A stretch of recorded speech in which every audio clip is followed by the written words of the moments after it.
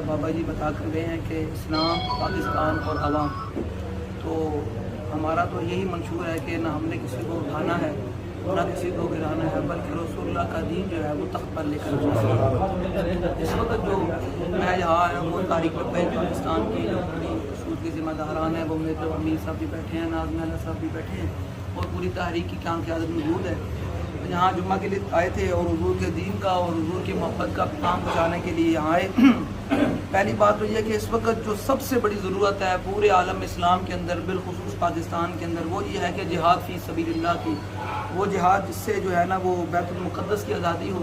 और वो जिहाद जिससे कश्मीर की आज़ादी हो, और वो जिहाद जिससे जनाब बर्मा की आज़ादी हो, इराक़ की आज़ादी हो, शाम के मुसलमानों की आज़ादी हो, और वो जिहाद जिससे पूरी दुनिया पर हुजूर के दिन का गलबा हो। इस वक्त इस्लाम को सबसे बड़ी ज़रूरत है और सरकार का फरमान मौजूद है, ला इज़्ज़त इल्ला बिल जिहाद। हुजूर ने फरमाया क़यामत तक मुसलमानों को इज़्ज़त सिवाय जिहाद के नहीं मिल सकती। तो मेरी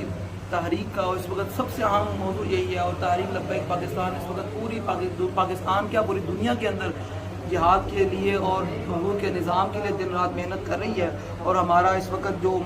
तहरीक का मंशूर चल रहा है वो यही है कि इस वक्त इस्लाम को और किसी काम की नहीं बल्कि इस्लाम को इस वक्त जिहाद की ज़रूरत है, और फ़लस्तीन की जो आज़ादी है वो बहुत ज़रूरी है।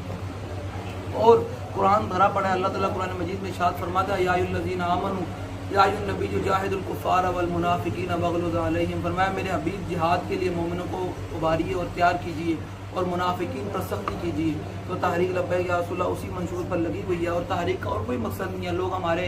दाएं बाएं मतलब मीडियाज़ के ज़रिए हमारा ये मतलब चेहरा दिखा देंगे तहरीक लब्बैक पाकिस्तान दहशतगर्द है या फलां तहरीक दहशतगर्द नहीं है, बल्कि तहरीक से कोई